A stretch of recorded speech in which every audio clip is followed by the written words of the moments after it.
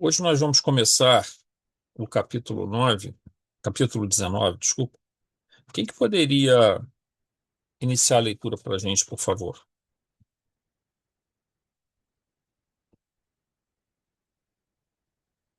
Algum voluntário aí?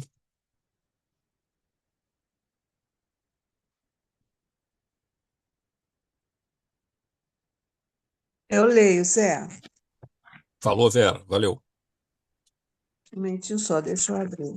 Tá. Compromisso de libertação. Você me avisa quando tiver que parar, tá? Ah, eu te falo, pode deixar. Compromisso de libertação. Dispensável informar que retornamos ao núcleo central de atividades, refertos de júbilos e de gratidão a Deus. Compreendendo cada vez mais o significado das realizações doutrinárias do Espiritismo, concluímos que a sua contribuição psicoterapêutica para a criatura excede a apreciação simplória que muitos fazem. Neste labor, além da convivência fraternal entre os indivíduos, a programação de trabalho encontra maior receptividade, diluindo dificuldades superáveis e transtornos que são gerados pela incompreensão, pela distância entre os seus trabalhadores e por deficiência de comunicação. Nessa oportunidade, alargam-se os horizontes da amizade, induzindo a maior companheirismo em verdadeira construção familiar, fora dos impositivos biológicos. Este contato espiritual esclarecedor impede a sementeira da maledicência, dos ciúmes, dos melindres, das antipatias existentes em todos os grupos sociais, que respondem por crises de administração e de prosseguimento de compromissos. Ademais, a renovação do pensamento que se aure nas informações da doutrina, que sempre dispõe de aspectos ainda não devassados, a todos enriquece de ideias e de projetos, de entusiasmo e de alegria de servir. Assim, procuramos meditar em tudo quanto apreenderamos, auscultando a natureza rica de bênçãos e em projetando as informações. No momento adequado, nosso mentor convidou-nos a uma breve reunião, na qual explicou: deveremos receber, procedente de nossa esfera, dentro de poucas horas, um candidato à reencarnação cuidadosamente programada. O mapa da organização física já foi elaborado e todo o projeto da futura existência está aprovado por nossos maiores para pronta execução.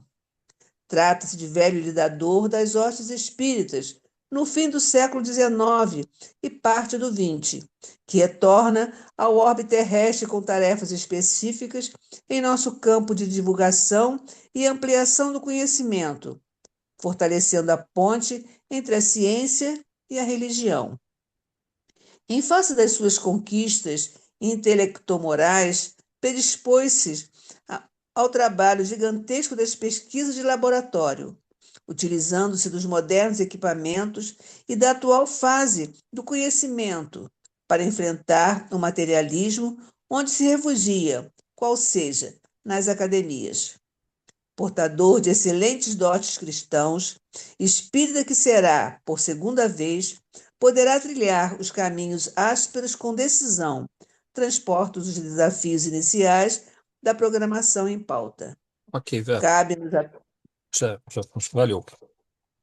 Bom, Tá. gente, comentando essa parte inicial que ele fala da importância do espiritismo, a gente queria focar, e colocamos aqui na apostila, um pouco mais a questão da tarefa do centro. É, Antes da gente começar o 1.1, só a gente fazer uma recapitulação rápida aqui. O Espiritismo, ele começa na França e vem depois para o Brasil, praticamente na França ele acaba, é retomado, né, posteriormente. Não é que acaba, mas fica muito reduzido em relação ao que era. Também a França e a Europa, de uma forma geral, né, passaram por duas grandes guerras, uma série de problemas muito, muito grandes, ali, muitas transformações, e foi preciso novamente que pessoas como o Divaldo, por exemplo, e outros brasileiros que voltassem e começassem novamente a implantar núcleos da doutrina espírita na Europa, né? Mas quando chega ao Brasil, é, se começa muito a criação de muitos centros espíritas, quer dizer, já haviam, né, mas ele, no iniciozinho, quando ele migra mesmo no início do século XX, que ele fica fortalecido, se começa muita criação de centros espíritas. Então, e muita divulgação de livros, né? O espiritismo sempre foi muito marcado, é muito característico do espiritismo, a questão do livro espírita, né? E então o movimento espírita ele estava respaldado especialmente em dois alicerces, né? Vamos dizer assim, duas colunas, o centro espírita e o livro espírita. Então muitas pessoas estudavam e estudam o espiritismo através dos livros. E um grupo menor participa no centro espírita também lendo, também a mesma coisa. Quando chegou por volta aí no século XXI, né? E nós estamos por volta aí de 2010 em diante, mais ou menos, a internet começou a se tornar mais, digamos assim, mais rápida, né? A banda larga. E também novos aplicativos que foram surgindo de reuniões e tudo mais. Isso se intensificou, né, na pandemia, com o Zoom, com outros tipos de aplicativos de reunião. As reuniões começaram a ser feitas online também, e isso ficou praticamente uma questão assim mais também muito forte. Mas a questão da internet ela acabou vindo trazendo muita parte da divulgação na questão de palestras, né? Muita disponibilidade de palestras, de livros podendo ser baixados, de reuniões de estudos como essa que nós estamos fazendo agora. Aí nós passamos até então um movimento espírita pautado em três alicerces, né? O primeiro, o centro espírita, depois o livro espírita, que já existia, e depois a internet. Então, assim, o movimento espírita hoje, a maneira como o espiritismo é divulgado e trabalhado e compreendido, ele ocorre por esses três meios. Só que, assim, a casa espírita, ela tem uma função, né, que é insubstituível, né? Certos tratamentos, certos aspectos do nosso aprendizado, ele se realiza melhor quando a gente faz como a gente está fazendo aqui hoje, através de estudos, onde se pode fazer perguntas, comentários. Quando nós temos palestras onde nós passamos a ouvir a palavra de vários palestrantes diferentes. Só que a pessoa pode dizer assim: ah, mas eu estudo em casa pelo livro. Por livro, eu tenho muitos livros espíritas e estudo em casa. Gente, mas olha só, tudo bem, a gente estuda em casa, lê, só que assim, eu canso de ver um monte de pessoas que leem equivocadamente, no sentido de lerem obras que não têm nenhuma referência, tá? São obras, às vezes, até antidoutrinárias. Na casa espírita, quando você está ligado a uma casa espírita, que você troca ideias, que você participa de estudos, você consegue mensurar melhor a qualidade das obras que você está lendo por aquilo que você está ouvindo, as informações que você está trocando com outras pessoas. Então, a casa espírita continua sendo, no sentido da divulgação, um núcleo importantíssimo para dar referências às pessoas. A doutrina espírita tem tarefas que só podem ser feitas dentro da casa espírita. Tarefa do passe, por exemplo, você pode aplicar passe fora da casa espírita? Pode, mas o melhor passe é aquele que é aplicado dentro da casa espírita, para efeito de tratamento. Desobsessão tem que ser feito dentro da casa espírita.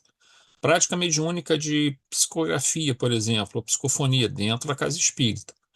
Tratamentos espirituais, dentro da casa espírita. Auxílio fraterno pode ser feito em qualquer lugar, mas dentro da casa espírita você vai estar intuído pelos teus mentores com muito mais intensidade. E existe no plano astral, por isso a gente recomendou até semana passada aquele livro da Sueli Caldas e Schubert, Dimensões Espirituais da Casa Espírita, que o pessoal até depois colocou lá no grupo linkzinho do livro para baixar. Ele trata muito dessa dimensão astral da casa espírita, né? E do que está acontecendo nessa esfera astral, nessa esfera espiritual.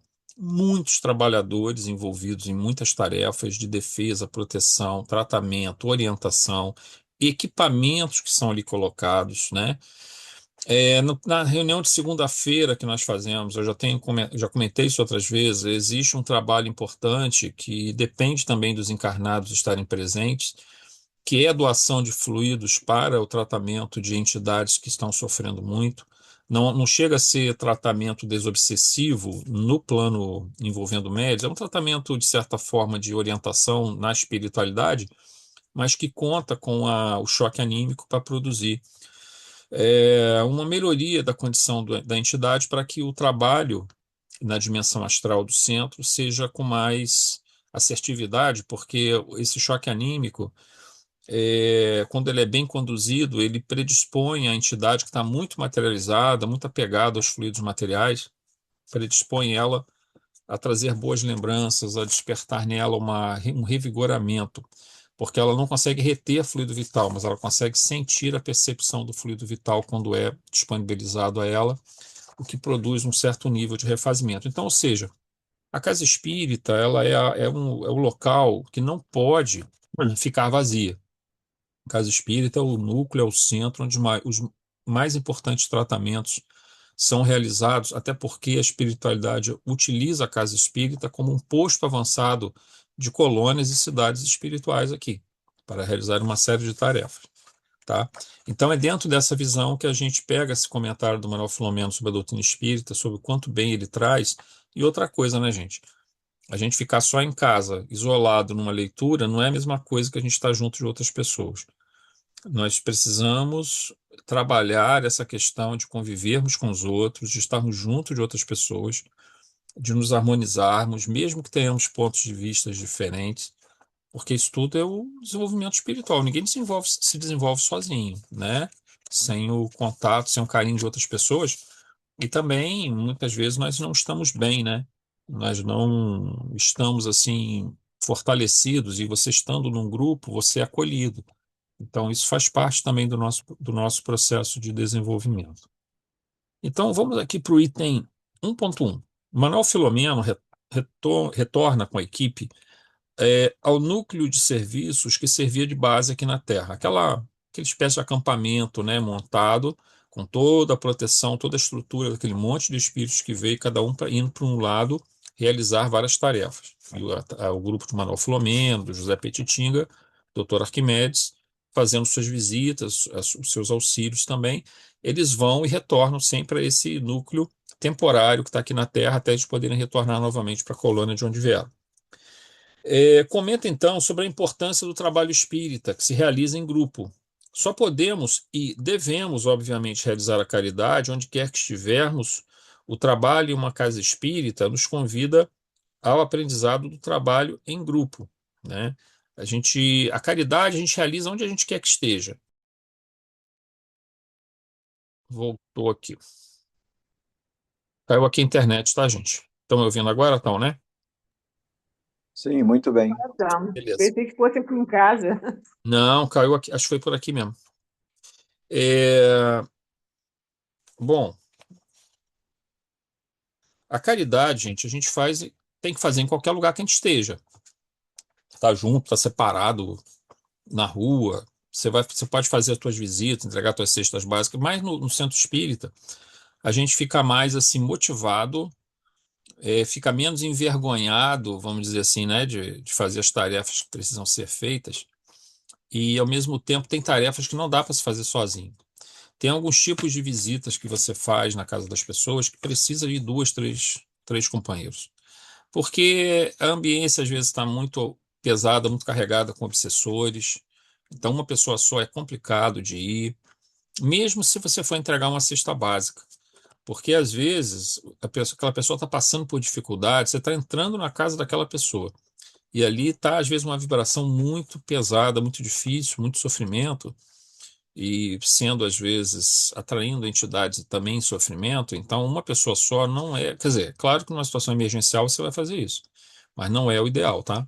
O ideal é que o trabalho seja feito em grupo. E também as pessoas meio que se estimulam na realização dessa tarefa quando ele é feito, tá? Então, fazer a caridade em grupo também é uma coisa muito importante e também ela é às vezes essencial, porque tem certas tarefas que não. Eu estou falando aqui caridade material e espiritual, né? ela precisa ser feita no local certo e em grupo. Quando é na casa das pessoas, sem problema. Porém, você vai aplicar passe na casa de uma pessoa, é bom ir duas, três pessoas para aplicarem o passe. Não é bom em uma pessoa só. Vai fazer o evangelho no lar na casa da pessoa, está tendo muita perturbação espiritual, sem problema. Mas também, mesma coisa, e duas, três pessoas. Então, o trabalho em grupo ele se torna necessário, tá? Nesse campo de ação que nós nos encontramos aqui, que é a doutrina espírita. Aprendemos ainda a nos ajudar e nos fortalecer, pois quando o companheiro estiver passando por um momento difícil, o outro deverá apoiá-lo e estimulá-lo a fazer da tarefa do serviço ao próximo uma forma de autocura, tá? A gente vê isso muito acontecer. O centro, muitas das vezes, os centros, de uma forma geral, passam por fases, né, onde diminui o número de trabalhadores, diminui o número de frequentadores, depois volta de novo, ficam tendo essas oscilações, e muitas dessas oscilações vêm porque muitos trabalhadores estão passando por dificuldades. Então a gente tem que estar sempre também muito atento, né? É claro que um trabalhador não está vindo à casa espírita, a gente manda mensagem, a gente entra em contato com ele, a gente procura ele. Mas se assim você começa a fazer isso e ele não está vindo, sempre está dando uma desculpa, a gente não vai ficar insistindo também, né? Porque também isso vai se tornar inconveniente, né? Às vezes a pessoa quer dar um tempo mesmo, tranquilo, mas às vezes não é, às vezes a pessoa não está bem. E você pode ajudá-la e pode ser um momento muito importante para ela. 1.2. Se a casa espírita é essa oficina bendita de trabalho, podemos ainda acrescentar seu papel como escola, como hospital e como templo.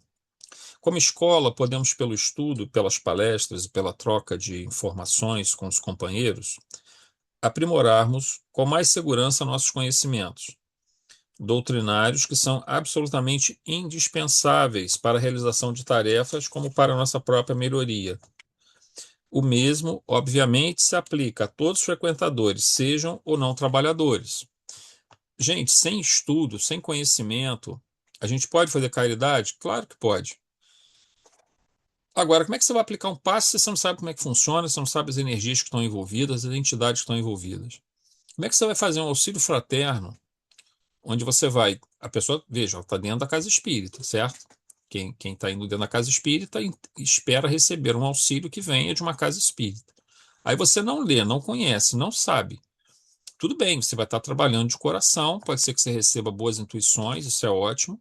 Mas se você puder estudar e conhecer, não precisa ter grandes conhecimentos doutrinários, não é isso que eu estou falando. Mas pelo menos o básico a gente tem que ter, né? Para que até a espiritualidade encontre em nós digamos assim, elementos receptivos favoráveis. Se um espírito quer falar dentro dos assuntos doutrinários, e orientando sobre o problema da reencarnação que pode estar gerando a dor e o sofrimento daquela pessoa, sobre problemas obsessivos que podem estar gerando aquilo, sobre a dificuldade da pessoa aceitar uma perda de um ente querido. Então, o Espiritismo vai falar da vida após a morte, vai falar da necessidade da pessoa reencontrar o seu equilíbrio, até para não prejudicar esse ente querido que foi para o plano espiritual. Há várias argumentações e todas elas baseadas em conceitos doutrinários, são muito sólidos para darem esse tipo de explicação. Se a gente começa a falar sem ter conhecimento, nós vamos nos enrolar. Eventualmente, se tiver, ou então vamos dar orientações que não são orientações do espiritismo, a gente vai dar orientações que seriam orientações que qualquer pessoa que não é espírita pode dar, só que o espiritismo detém uma bagagem extraordinária para consolar, para ajudar, para soerguer indivíduos, irmãos nossos, que estão passando por grande dor e sofrimento. Baseado nesses conceitos, nós podemos fazer uma caridade muito mais assertiva, caridade espiritual. Não que nós não possamos fazer de outra forma, mas só que o Espiritismo dá a nós ferramentas extraordinárias. Mas para isso, para ter essas excelentes ferramentas que vão ajudar outras pessoas, nós precisamos estudar. Precisamos ler, precisamos estudar, precisamos participar de estudos, né? E tem pessoas que não querem, né? Mas não dá para ser espírita sem estudar, né? É da natureza do espiritismo estimular, proporcionar as possibilidades também da pessoa se desenvolver nessa área, porque ela vai ter condições de se autoconhecer, se curar e ser um instrumento de trabalho da espiritualidade para ajudar outras pessoas, tá? Bom, então essa é a dimensão da casa espírita como uma escola.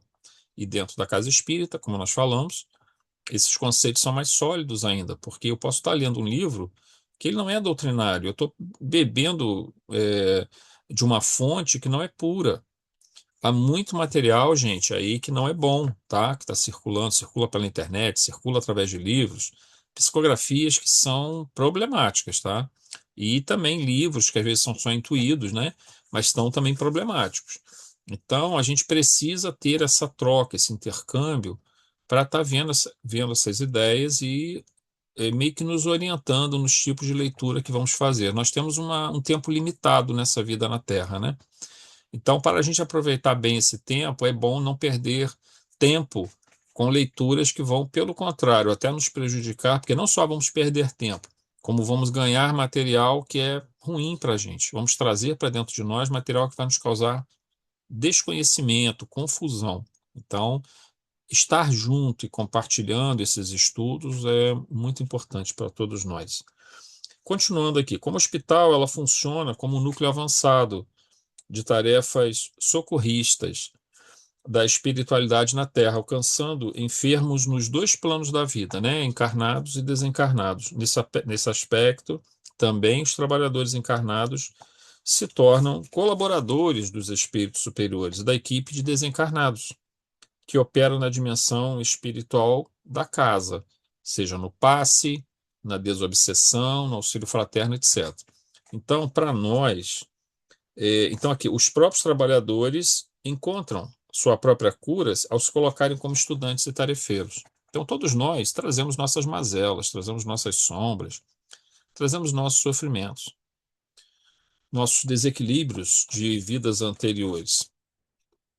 E quando nós nos colocamos a serviço do próximo e buscamos essa conexão com os nossos mentores, e todos nós os temos, né?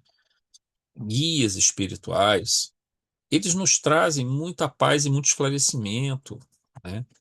Então, quando a gente começa assim, eu estou ajudando uma outra pessoa, estou aplicando um passe, né? Ou seja, nós estamos ao lado de um mentor, de um guia espiritual, que se nós nos afinizarmos muito bem com ele, nós captaremos muito bem suas intuições, direcionando nossas mãos para as regiões onde a energia precisa ser concentrada no corpo do paciente.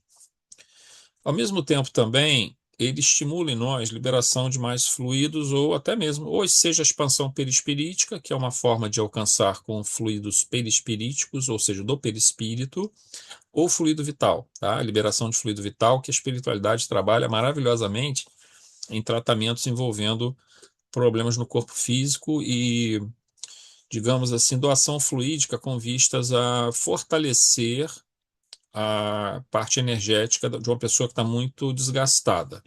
Esses desgastes acontecem por obsessão, acontecem por estados emocionais muito debilitantes, né?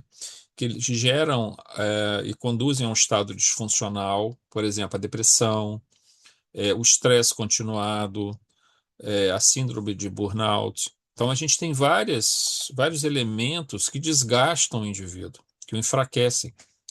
E aí, a aplicação do passe, né, na dimensão de transfusão fluídica, porque o passe tem várias dimensões de trabalho, na dimensão de transfusão fluídica, em geral, envolve alguma transfusão de fluido vital. Então, é um trabalho conjunto, né, da espiritualidade, dos nossos irmãos desencarnados, juntamente com o encarnado. Mas quando o encarnado está fazendo esse trabalho, no caso aqui, por exemplo, o passe, ele está se beneficiando da presença do seu mentor espiritual ao lado dele, ou do seu guia espiritual. Ele se beneficia do fato dele se manter concentrado, focado. Isso é um treinamento. Por exemplo, a oração que nós fazemos aqui. Tá? Eu sei que ela é uma oração um pouco mais demorada, porque são vários nomes, né? A gente tenta limitar o número de nomes na nossa oração intercessória, para não passar muito de 15. A gente tenta manter entre 14 e 15 nomes, mas já teve vez lá no centro nós fazemos 20 e poucos nomes lá.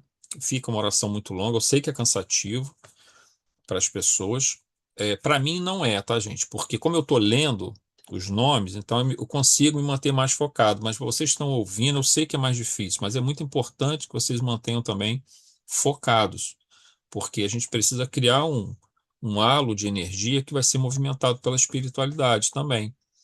E quando a gente consegue treinar essa permanência em estado de consciência elevada, que é o que acontece na oração, isso está sendo um aprendizado para nós, uma cura para nós. Nós estamos, por exemplo, do ponto de vista do espírito, nem se fala, né?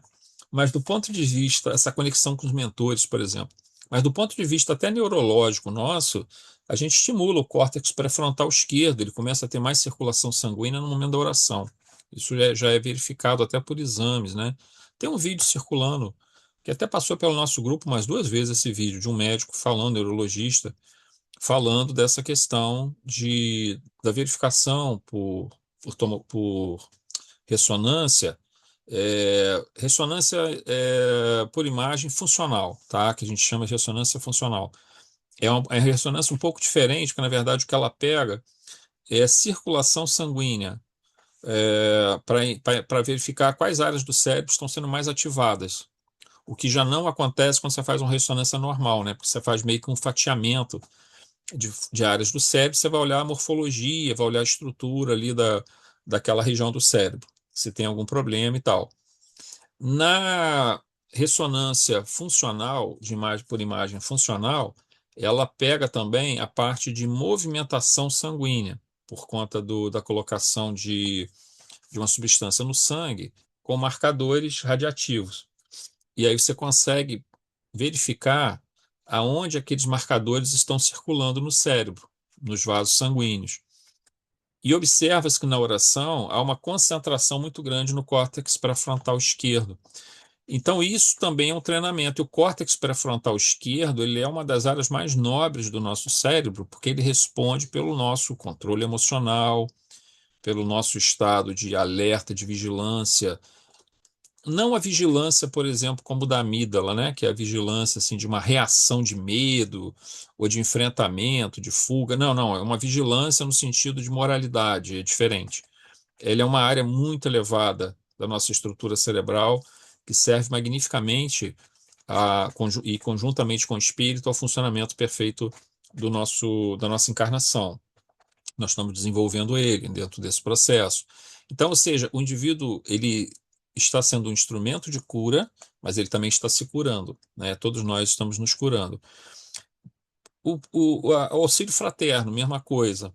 Estamos ajudando ao próximo com palavras que são baseadas na doutrina espírita, na sua filosofia, no seu aspecto religioso, no seu aspecto moral, e ao mesmo tempo estamos em contato com os nossos mentores que estão nos intuindo e estamos também nos obrigando a estudar mais, ler mais essas obras, e com isso aprendemos, com isso nos desenvolvemos, com isso nos curamos também, porque nós também temos os nossos problemas, os nossos momentos de dificuldades. Para o médium de desobsessão, mesma coisa. Ele está dando, digamos assim, a passagem, né, a passividade para a manifestação do espírito sofredor numa condição normalmente de psicofonia, mas o médium está se beneficiando da presença do seu mentor, está beneficiando da necessidade de disciplina, de cuidados que ele precisa manter. Então, tudo vai sendo um ciclo de aprendizado e de desenvolvimento, que você realizar tarefas em comunhão, em conexão com os espíritos bondosos, trabalhadores da espiritualidade, é uma bênção para nós. Então, também nesse sentido, é cura e autocura, tá? E por fim, a dimensão templo de uma casa espírita, que se refere ao fato de que a grande movimentação de espíritos em diversas tarefas no plano astral da casa impulsiona elementos de desenvolvimento de sensibilidade de médiuns e demais tarefeiros que, compartilhando a ambiência com muitos trabalhadores desencarnados e sendo por eles estimulados à tarefa e no recebimento de intuições, aprimoram sua capacidade sensitiva. Capacidade sensitiva, gente, ela assim, você tem uma mediunidade que pode ser ostensiva natural, tá? Ela, o indivíduo já nasce com ela, já nasce com essa mediunidade. Esse é aquele médium de berço, né, que a gente costuma às vezes usar esse termo, que é o médium ostensivo. Ele já na infância começa a manifestar e na adolescência ela já começa, no final da adolescência, essa mediunidade já está bem caracterizada, ainda não educada, obviamente, né? Nem é para estar, porque não tem como você fazer desenvolvimento mediúnico nessa idade. Mas quando chegar à fase adulta, começa-se o desenvolvimento mediúnico, se assim a pessoa tiver condições de fazê-lo, né? Só que a maioria de nós, a grande maioria, não somos médiuns ostensivos. Tá? De 100 pessoas, você vai pegar duas, três pessoas que são médios ostensivos. A maioria de nós são médios intuitivos. Então, assim, nós temos uma capacidade de intuição.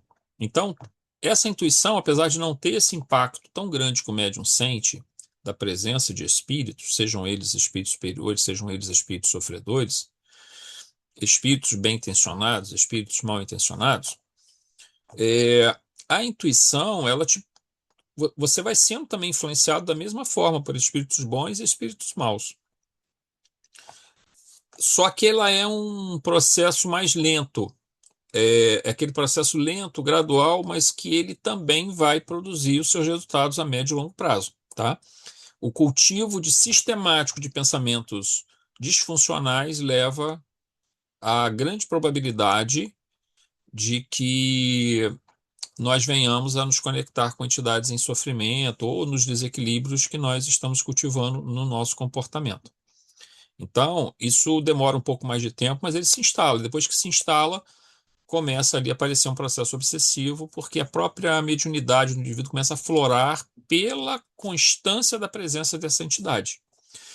Porém, se eu faço o processo, digamos, no sentido de cultivar no meu comportamento um estado de equilíbrio, um estado de tentar desenvolver uma compaixão, diminuir meu egoísmo, tentar ser um pouco mais cuidadoso em ter compaixão pelo próximo, mesmo que seja o amor-comportamento, ainda não seja o amor-sentimento, que é o ideal, é a meta a ser alcançada, mas até lá, que seja o amor-comportamento, aquele em que eu me procuro fazer as coisas que não vão prejudicar os outros e que vão, pelo contrário, ajudá-los dentro daquilo que for possível. Ainda que eu não tenha aquela conexão emocional com aquela pessoa, eu vou tentar ajudá-la porque eu sei que isso é o certo. Isso aí é o amor-comportamento.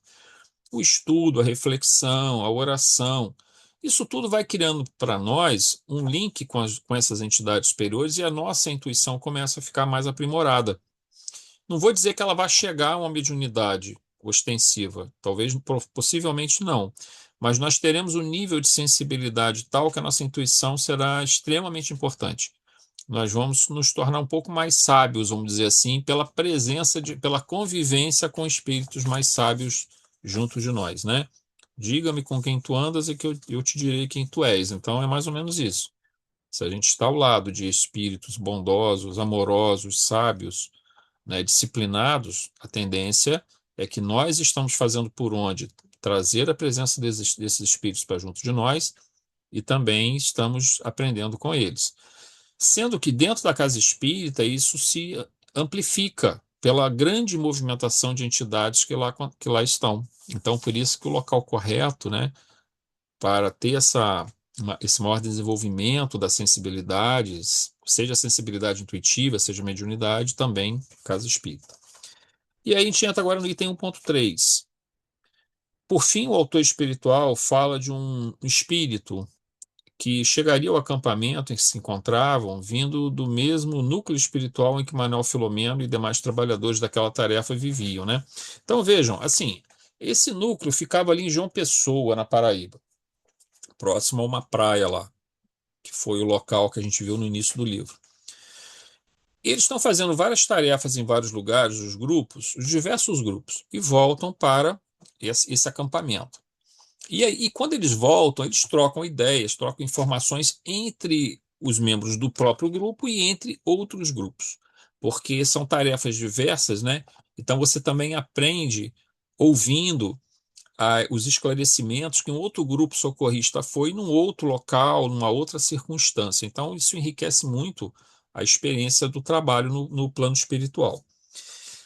Só que aí, quando eles chegam lá, eles ficam sabendo da chegada de um espírito que vai vir da cidade espiritual onde Manuel Filomeno, onde José Petitinga e onde Dr. Arquimedes vivem, vai vir de lá para reencarnar em missão. E aí ele vai aproveitar essa situação em que está esse acampamento, vamos dizer assim, né, esse núcleo de trabalho ali, e dali vai se sair o restante do processo. Parte do processo já foi feito na espiritualidade, de preparação, nessa cidade espiritual, parte ela vai para vai sair do núcleo ali, vai ser feita no núcleo, levado até a casa, onde ocorrerá a concepção e ocorrerá a ligação do espírito a, a esse novo ser que está se formando ali no campo biológico, né? A esse ovo que começa o seu processo multiplicativo de células e a conexão do perispírito dele, célula a célula, que vai se formando. Então, esse final de trabalho será feito com auxílio, então, desse núcleo provisório que está ali, tá bom? Esse espírito iria reencarnar com a missão de divulgação e ampliação do conhecimento espírita junto à academia e ciência. O que eu falo academia, gente? É o meio acadêmico, né? A gente usa esse termo academia, mas a academia é o meio acadêmico. São todos aqueles indivíduos que transitam nas universidades, nos centros de pesquisa, que trabalham em empresas com pesquisa, mas estão sempre em congressos, publicando materiais em revistas, publicando dissertações, teses, propondo vários trabalhos de pesquisa também. Isso é academia, tá? Só que assim, no campo da ciência propriamente, seja elas ciências humanas, sejam elas ciências exatas, predomina o materialismo. A verdade é essa. O indivíduo ele pode até ser, pessoalmente, ele pode ter uma visão religiosa. Digamos assim, ele é um pesquisador na área de biologia, ele tem a sua fé em Deus, mas dentro do campo da biologia, ele é forçado a ter que manter uma postura muito materialista na forma de. Quer dizer, quando eu falo materialista, é ateísmo, tá, gente? Que materialismo e ateísmo há uma questão que está relacionada à pobreza do nosso vocabulário, né? A gente diz que uma pessoa é materialista quando ela é apegada à matéria. Mas aí a gente também diz que uma pessoa cultiva o materialismo se ela não tem o cultivo do espiritualismo, né? Ela não é espiritualista, aí isso cria um problema, porque as duas coisas não são a mesma coisa.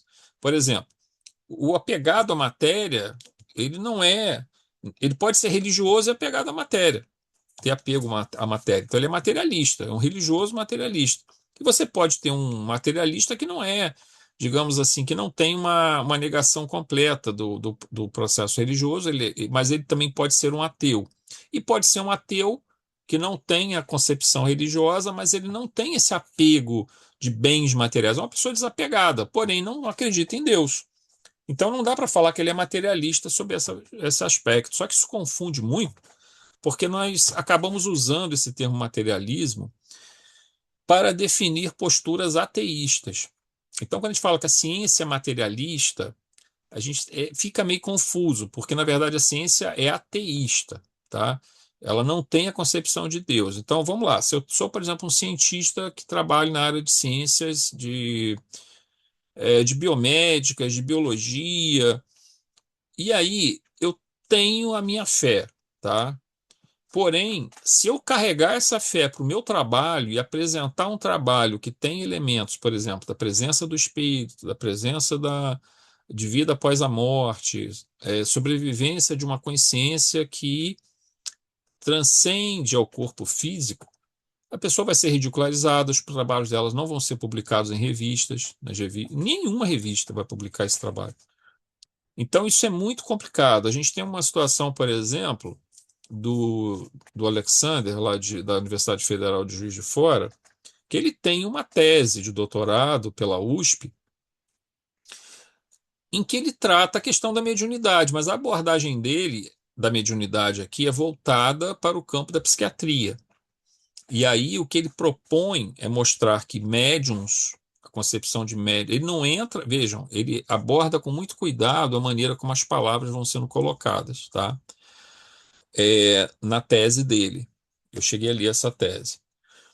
ele vai abordando com muito cuidado. Então, por exemplo, ele não vai falar na presença de espírito, um espírito está se comunicando através do médium. Ele não coloca isso. Ele diz o seguinte: o médium, assim considerado, dentro da doutrina espírita, ou o que for, geralmente ele foca mais no espiritismo.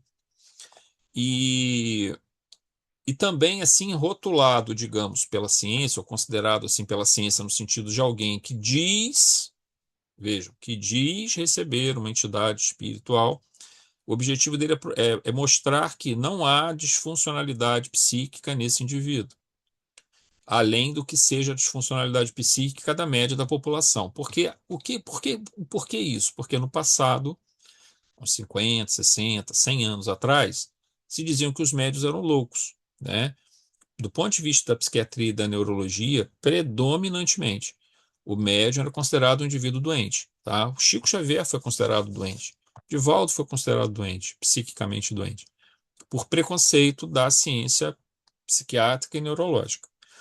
Então, a postura dele ali, do Alexander, do Dr. Alexander, é pegar e mostrar que as pesquisas feitas com vários indivíduos considerados médiums não mostrou qualquer alteração seja de ordem neurológica, nos mapeamentos por imagem que foram feitos no cérebro, seja por padrões comportamentais que mostrassem qualquer desvio em relação à média da população. Ou seja, os médiums não são loucos. É isso que ele propõe ali. Mas ele não entra, vocês veem que ele não entra no mérito de que se o indivíduo recebe ou não um espírito. Ele só entra no fato de que o indivíduo se considera um médium e os seus companheiros de doutrina o consideram um médium. Então, observe que aí dá para você fazer. Mas se você já vai falar de Deus, vai falar de espírito, vai falar de cura, não sei o que, já complicou tudo. Então há um ateísmo impregnado dentro de vários campos. E não é só o ateísmo, não. Há também uma ojeriza, por exemplo, na física quântica, por exemplo, em relação à filosofia. Eles detestam, os físicos quânticos, de uma forma geral, detestam que a filosofia tente compreender a mecânica quântica, porque parece que, na visão de muitos, isso meio que denigre o aspecto muito acadêmico daquela ciência. O que é uma bobagem, porque grandes cientistas que fundaram a mecânica quântica, todos eles tinham um forte viés filosófico, inclusive o Einstein, né? E aí, muitos deles, inclusive, Heisenberg, Niels Bohr, eles se aproximaram da filosofia hindu, né? É, e também do taoísmo, para poder tentar compreender essa natureza tão estranha da matéria quando se entrava no microcosmo, né? Então, foram indivíduos corajosos, mas na verdade apenas defenderam aquilo que era a sua visão, o seu ponto de vista. Eles eram indivíduos tão sábios assim do ponto de vista da ciência, olhando só como ciência, que eles não estavam nem aí se as pessoas iam falar mal, se não iam. E de fato detinham uma autoridade muito grande nesse campo. Mas infelizmente nós perdemos um pouco nas últimas décadas dessa coragem do indivíduo de tentar trazer a filosofia para o estudo da mecânica quântica, ou então apresentar estudos como, por exemplo, Joseph Banks Heine na questão de telepatia, no estudo de telepatia, por exemplo. Até hoje tem aqueles que aceitam o trabalho dele, tem outros que ridicularizam os estudos que mostravam que determinados indivíduos tinham a capacidade telepática de observar à distância determinadas coisas que estavam acontecendo. Só que tudo que o Joseph Banks Heine fez foi cercado de muito cuidado e de procedimentos estatísticos muito corretos. Mas há uma dificuldade muito grande da ciência de aceitar a ideia de algo que não esteja preso à matéria. Qualquer natureza nossa que transcenda a matéria, eles veem como não científico. Então, na verdade, a missão desse indivíduo que está vindo aqui, desse espírito, é tentar, dentro, pelo menos na área que ele vai trabalhar, trazer novas ideias que modifiquem esse paradigma. Assim como nós já tínhamos visto o Dr. Emir no campo da psiquiatria, naquele hospital psiquiátrico, vocês vão lembrar, ele inserindo conceitos espíritas dentro do tratamento psiquiátrico, não substituindo o tratamento psiquiátrico, isso é muito importante, mas inserindo também a possibilidade de um tratamento que envolva a inserção dos conceitos espíritas e das técnicas, né, como a desobsessão, por exemplo, tá bom? Então, tratava-se de antigo lidador, né? Ele, quer dizer, já tinha encarnado lá no final do século XIX, início do século XX, como espírita, escreveu livros. Não sei aqui se é o Ernesto Bozano, porque o próprio Manuel Filomeno fala que leu livros dele, desse indivíduo. Pode ser o Gabriel Delany, não sei. Aí a gente não sabe exatamente Charles Richer, mas Charles Richer não era propriamente espírita, né? Ele tinha uma visão um pouco mais fora disso, mas é um desses bem conhecidos, tá? Que vão reencarnar novamente.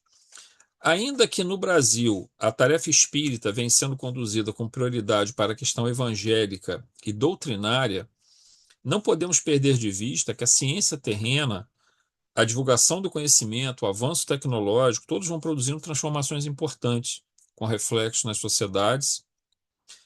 sociedade, e as doutrinas e religiões deveriam buscar realizar essa união entre ciência e religião, não se afastar da ciência, assim como a ciência se afasta da religião. O ideal seria que a doutrina espírita busque trazer a ciência e complementar o seu, porque com certeza sempre foi a visão de Kardec, e se Kardec estivesse vivo hoje, reencarnado, trabalhando, é assim que ele faria. Ele não faria diferente disso, porque ele sempre acreditou que o espiritismo tinha uma das suas bases assentadas sobre a ciência, e assim seria, tá? Em matéria de doutrina espírita, esse sempre foi o entendimento de Allan Kardec e dos espíritos, que trouxeram a codificação. Então, o objetivo desta encarnação, desse espírito, né, que ocorreria, seria o de manter em andamento o processo de progresso das conquistas espíritas no campo da ciência, colaborando ainda mais para a sua divulgação. Então, assim, não é, gente, que nós estamos falando aqui que a. Deixa eu só anotar aqui que a gente vai parar aqui hoje. Que a gente vai pegar, começar a investir em estudo científico, em pesquisa de laboratório, priorizando isso. Não, não é isso. O espiritismo, a força dele está especialmente na moral e na questão moral, espiritual, filosófica, né? Moral que me refiro ao evangelho, né? Especialmente o evangelho. Trazer o evangelho com tanta força como o espiritismo trouxe, a parte filosófica e esse componente espiritual de conexão com a espiritualidade. Esse é o ponto muito, muito importante, mas a gente também não pode abandonar completamente a ciência, achar que isso foi só uma coisa da época da fundação do espiritismo, da codificação do espiritismo, que agora isso não é mais importante. É ler do engano. É muito importante. Nós temos vários campos que nós estamos ficando atrasados nisso. Eu tenho falado isso com vocês, por exemplo, campo de neurociência nós estamos atrasados, campo de estudos psicológicos e psiquiátricos nós estamos atrasados, ainda que tenhamos obras de Joana de Andes, Manuel Filomeno e alguns grupos estão se voltando para esses estudos, que são extremamente importantes para serem utilizados em auxílio fraterno, em doutrinação de entidades, dos processos de desobsessão, eles são muito importantes, nós não podemos ficar para trás em relação a isso, né? E nós temos outros campos, por exemplo, estudos na área bíblica, eu tenho batido muito nessa tecla, mas às vezes eu me sinto até meio frustrado, porque não tem muito, a gente não encontra muito eco nisso, né? Você tenta trabalhar o aspecto do estudo da vida de Jesus, dos evangelhos, sob a ótica que muitos pesquisadores já estão trabalhando, até na Igreja Católica, na Igreja Protestante, mas não nos Estados Unidos, mas, por exemplo, na Alemanha, os protestantes alemães, os luteranos alemães, já estudam esses aspectos mais científicos do Evangelho desde o início do século XX. Quer dizer, há 130, quase 130 anos. E nós estamos ainda só totalmente alheios a isso. E é um campo. Está instável aqui. Deixa eu voltar. Tinha travado, Zé. Tinha travado. Então, assim, nós estamos ficando atrasados em relação a isso. Existem estudos importantes no campo, que eu falo ciência no campo aplicado ao evangelho, é a ciência bíblica, a exegese, que você contextualiza historicamente, como nós fizemos aqui, assim, de uma forma muito mais modesta, é claro, né? Eu sou leigo também nesse campo, mas a gente tenta pegar o material de muitos estudiosos, como nós fizemos no estudo de parábolas. A nossa abordagem de parábolas foi uma abordagem que, em boa parte, estava alicerçada sobre digamos assim, parâmetros científicos de historiografia, de exegese bíblica, para você ir no tempo de tentar entender, porque se você começar a fazer interpretação de parábola, só um exemplo aqui, né? Você começa a fazer interpretação de parábola ao gosto do cliente, cara, vamos ter uma parábola com 50 interpretações diferentes. Qual é a correta? Bom, todas podem estar corretas se todas te dão uma visão, digamos, edificante. Beleza, eu não sou contra isso. Mas se você quer tentar entender o que que Jesus estava falando, dentre essas 50 interpretações maravilhosas, qual é que Jesus que mais se aproxima de Jesus? Qual é aquela que o mestre quis nos passar? Eu tenho que tentar mergulhar naquele mundo do judaísmo do século I. Não adianta eu tentar olhar isso deslocado do tempo e da contextualização histórica. Não funciona dessa maneira. Então, assim, e nós temos já algumas ferramentas, não que a gente resolva todos esses problemas, mas nós já temos algumas ferramentas importantes. E a gente vê que as pessoas simplesmente não atentam para isso. Eu acho assim, sinceramente, acredito que a próxima geração de espíritas, e nós, alguns de nós vão estar nessa geração daqui a algum tempo reencarnando, vamos ter tarefas importantes, gente, para que esse mundo possa diminuir as suas dores e sofrimentos. Isso vai acontecer, obviamente, em todas as religiões, em todos os grupos, mas nós aqui, nessa reencarnação atual, estamos nos aprimorando um pouco mais para que numa próxima encarnação nós voltaremos novamente, provavelmente, talvez não todos, mas uma boa parte voltará novamente como espíritas, já mais preparados para sermos melhores trabalhadores. E todos nós, com certeza, daremos alguns passos importantes nesse sentido. Então, o tempo que nós tivermos aqui na Terra, ainda nessa encarnação, vamos fazer o máximo para a gente aprender bastante, para a gente ajudar os outros bastante, para nós nos conectarmos com os espíritos superiores, porque tudo isso vai ser uma bagagem que mais à frente vai nos tornar ainda trabalhadores mais operosos na seara do Cristo, na seara do Mestre, que vai ser importante essa tarefa, tá? O mundo vai precisar muito disso. O espiritismo terá um papel muito importante.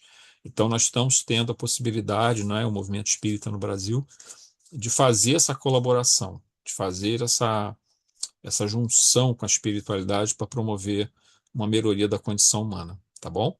A gente vai parar então aqui, vamos pausar.